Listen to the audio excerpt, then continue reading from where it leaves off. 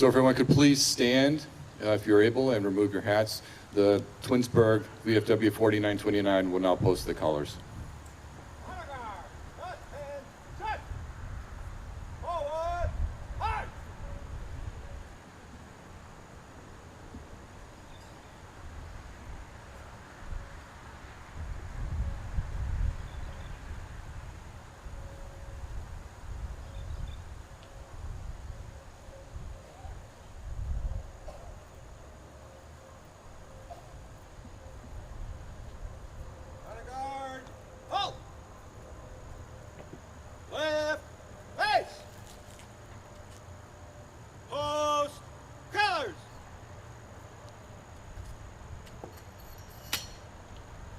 Salute. 1, 2.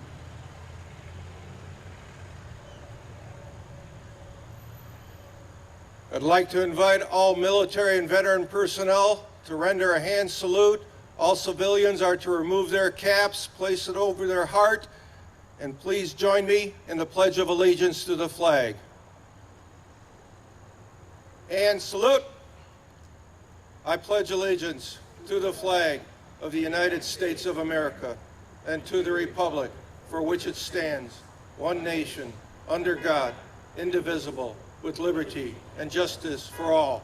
2.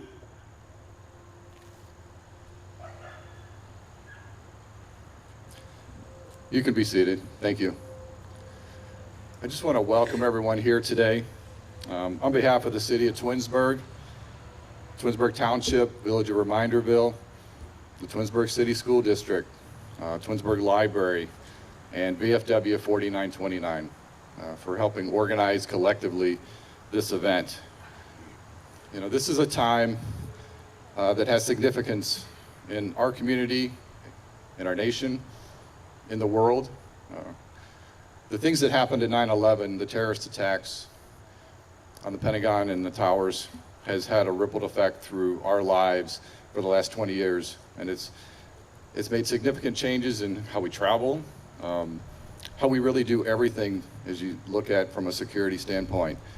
You know, hopefully today, in the program that we put together, you'll be able to reflect back and remember some of the moments as this happened, as we all can picture, if you're around 20 years ago, what it was like watching this on TV. The images, the fear, the pain, the sorrow, you know, the sorting through of trying to find members for people's families. I mean, it's impacted all of us. So hopefully today it stirs up some of those emotions, but then also hopefully it stirs up some pride that we have in a country that we can live safe. We have our military protecting us on a daily basis. We have our police and firefighters providing necessary services to each community around this nation. Hopefully if you see one here today, and we have plenty, that you thank them and any military personnel that you know, because we do live in a country that is the best in the world, and we should be proud of that. So hopefully today's program will help us feel a little bit of that emotion and that sadness we felt when 9/11 took over our country, but also the pride that we feel as we live in a free nation on a daily basis. Now I'd like to introduce 3 students that are going to be presenting today. Sam Gielink, Ava Pasica, and Morgan Keller. If you please come up.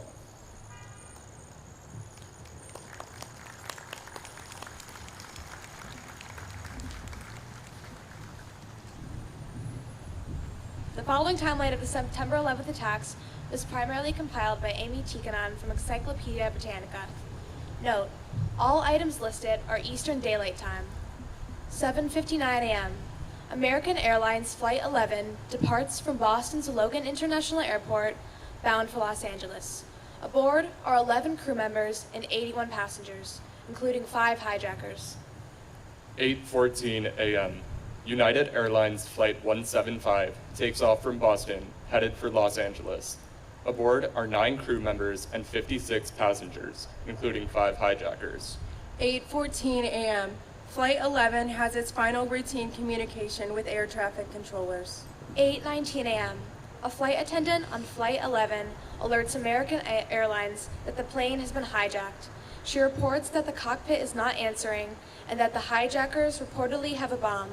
In addition, 2 other flight attendants and a passenger have been stabbed. 8:20 a.m. American Airlines Flight 77 departs from Dulles International Airport near Washington, D.C., bound for Los Angeles. The plane is carrying 6 crew members and 58 passengers, including 5 hijackers. 8:21 a.m. The transponder on Flight 11 is turned off, making it difficult for air traffic controllers to monitor its course. 8:24 a.m. Mistakenly broadcasting over the air traffic control channel instead of the public address system, Flight 11 hijacker Muhammad Atta, who is piloting the plane, announces, quote, "We have some planes, just stay quiet and you'll be okay. We are returning to the airport." 8:37 a.m. Air traffic controllers at Boston's Logan Airport alert the U.S. military's Northeast Air Defense Sector. 8:42 a.m. Flight 175 makes its last communication with air traffic controllers, reporting that during takeoff it heard a, quote, "suspicious transmission" from another airplane. Around this time, Flight 175 is hijacked, and some 5 minutes later, its transponder code is changed. 8:42 a.m. United Airlines Flight 93 departs from Newark International Airport in New Jersey, headed to San Francisco. Aboard are 7 crew members and 37 passengers, including 4 hijackers. 8:44 a.m. A second flight attendant on Flight 11 is on the phone with air officials and reports that the plane is in rapid descent and that it is flying, quote, "way too low."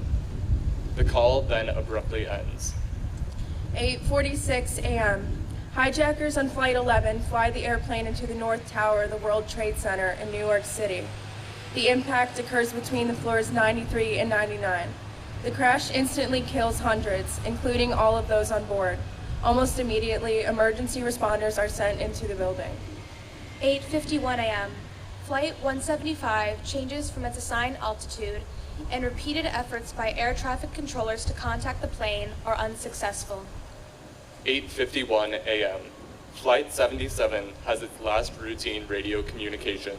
It is believed the plane is hijacked shortly thereafter. 8:52 a.m. A flight attendant on Flight 175 calls United Airlines and informs officials that the plane has been hijacked and both the pilots are dead. During this time, passengers on the plane are also phoning their friends and family. 8:54 a.m. Flight 77 heads south from its assigned path, and 2 minutes later, hijackers turn off the plane's transponder. Efforts to contact the aircraft are unsuccessful. 8:58 a.m. Flight 175 sets a course for New York City. 9 a.m. The Public Authority Police Department orders the evacuation of all civilians in the World Trade Center complex. 9 a.m. A passenger on Flight 175 contacts his father for the second time that morning and reportedly tells him, quote, "I think they intend to go to Chicago or someplace and fly into a building. Don't worry, Dad. If it happens, it'll be very fast." 9:03 a.m. Flight 175 crashes into the South Tower of the World Trade Center, striking between floors 77 and 85. 9:05 a.m. President Bush, who is reading to school children in a classroom, is told by his chief of staff, Andrew Card, that a second plane has struck the World Trade Center and that, quote, "America is under attack." 9:24 a.m. Flight 93 is notified by a United dispatcher that 2 planes have flown into the World Trade Center. 2 minutes later, the pilot asks the dispatcher to confirm the message. 9:25 a.m. The Federal Aviation Administration bars all civil aircraft in the United States from taking off. 9:29 a.m. Hijackers on Flight 93 attack the cockpit. Mayday is declared over a radio transmission, and sounds of a physical struggle are heard. On another transmission seconds later, someone yells, quote, "Get out of here." 9:32 a.m. Controllers at Dulles observe an airplane traveling at a high rate of speed. 2 minutes later, officials at Ronald Reagan Washington National Airport alert the Secret Service of a plane later determined to be Flight 77 headed in the direction of the White House. 9:32 a.m. A hijacker on Flight 93 announces, "Ladies and gentlemen, Hear the captain. Please sit down. Keep remaining sitting. We have a bomb on board, so sit. Passengers begin making phone calls, and they learn about the World Trade Center. 9:37. Flight 77 hits the Pentagon in Virginia with the throttle set to maximum power. In addition to all those on the plane, 125 people on the ground and in the building are ultimately killed. Thousands of gallons of jet fuel set off a massive fire in the building. 9:41 a.m. The transponder from Flight 93 is turned off. 9:42 a.m. The FAA orders all 4,546 civil aircraft flying in U.S. airspace to land. 9:57 a.m. Following a vote, passengers aboard Flight 93 rushed the cockpit in an attempt to retake the plane. Despite a hijacker rolling the aircraft from side to side and later up and down, the passengers continued to batter at the cockpit door. 9:59 a.m. The South Tower collapses. 10 o'clock a.m. All members of New York's fire department are ordered to evacuate the North Tower. While many begin leaving, some do not hear the order, while others are unaware of its urgency. More than 400 emergency responders are ultimately killed in the World Trade Center attacks. 10:02 a.m. With the passengers apparently close to breaching the cockpit door on Flight 93, the hijackers decide to, quote, put it down, and begin a sharp descent. During this time, the plane rolls upside down. Subsequent audio recordings have led some to believe the passengers managed to get inside the cockpit and struggle over the controls. 10:03 a.m. Flight 93 crashes in a field near Shanksville, Pennsylvania, killing everyone on board. The plane would have reached Washington, D.C., its suspected destination, in about 20 minutes. 10:15 a.m. The Pentagon's outer ring collapses. 10:24 a.m. All transatlantic flights headed to the United States are diverted to Canada. 10:28 a.m. The North Tower collapses. In total, more than 2,700 people die at the World Trade Center complex. 10:50 a.m. 5 stories of part of the Pentagon collapsed due to the fire. 11:02 a.m. New York Mayor Rudy Giuliani orders the evacuation of Lower Manhattan. 12:16 p.m. U.S. airspace is clear after the last plane lands. 5:20 p.m. 7 World Trade Center collapses, though no deaths are reported. 8:30 p.m. President Bush addresses the nation from the White House. During the speech, he announces that, quote, terrorist attacks can shake the foundations of our biggest buildings, but they cannot touch the foundation of America. These acts shatter steel, but they cannot dent the steel of American resolve. 10:30 p.m. Rescuers locate and extract 2 PAPD officers injured but alive in debris of the World Trade Center. 27 hours after the North Tower collapsed, the final survivor is pulled from the ruins.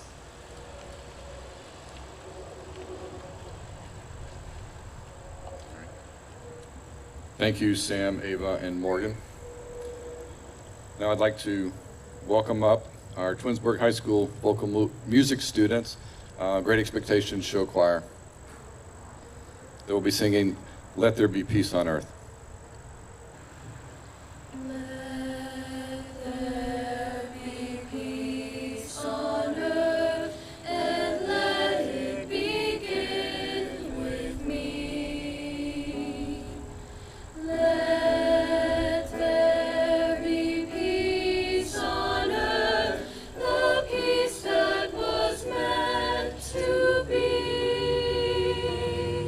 With God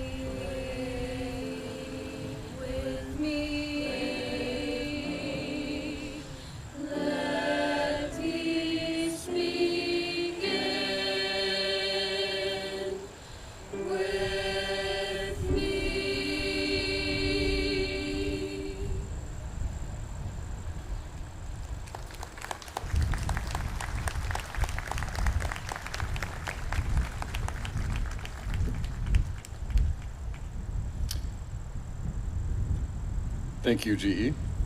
Now I'd like to bring up Rodney Wiggins from Reminderville City Council and Jim Baylock from Township Trustees. They'd like to share a few remarks.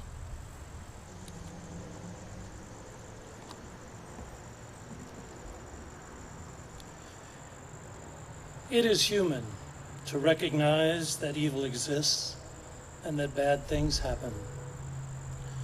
Remembering those who suffered, either through circumstance or service, enhances our compassion. Recognizing, supporting, and honoring those who in the past rushed to aid or who do now stand prepared to face danger for friend, neighbor, or stranger adds to our civility. Thank you all for humanizing, remembering, and honoring the actions of 9/11/2001. The Village of Reminderville would also like to thank all who participated in creating and conducting this ceremony. Thank you.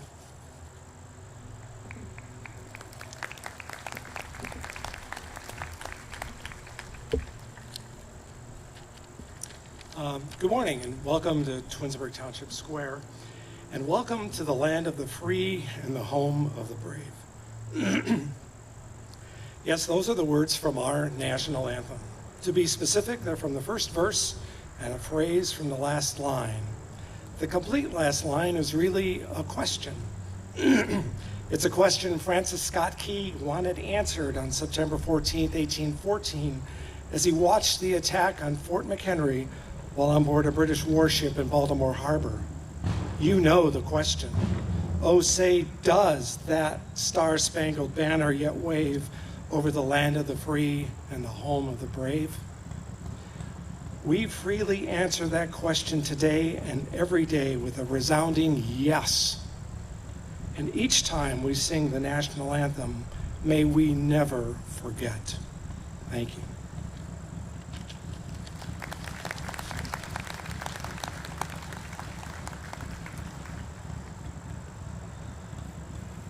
Thank you. Now, if everyone could please rise and remove your hats. We've got the Twinsburg band will be playing our national anthem.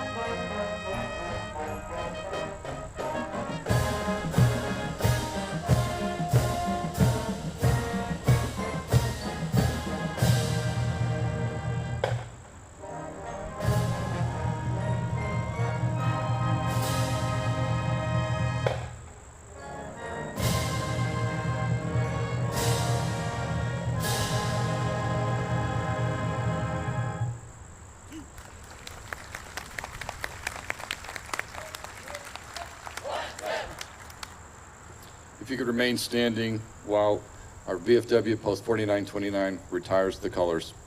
Honor Guard, prepare to retire colors.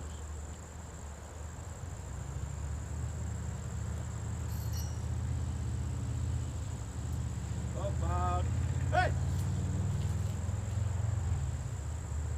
Forward, punch!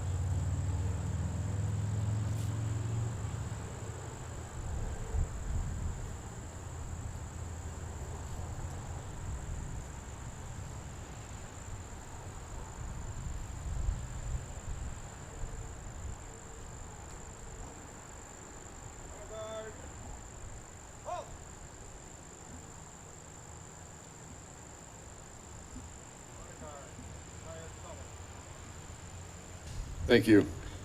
This concludes our program today. I just want to thank everyone that was involved in organizing it as well as participating today. I also want to thank the Twinsburg Garden Club for bringing us flowers for our stage, and then the Jordan family, who also brought a flag that was signed by New York City firefighters. A lot were impacted by 9/11, so I encourage you to come take a look at what they have here today by the stage. And then also by the stage, we have a banner that we printed, and we'd ask, if possible, everyone sign it. It's something that we'd like to have in remembrance of this 20th anniversary and this event on the square. So I just want to thank everyone for coming out today. I appreciate you taking the time out of your beautiful Saturday. This is such a significant event that occurred 20 years ago. We have to keep the memory of those who lost their lives there alive. So thank you very much for coming.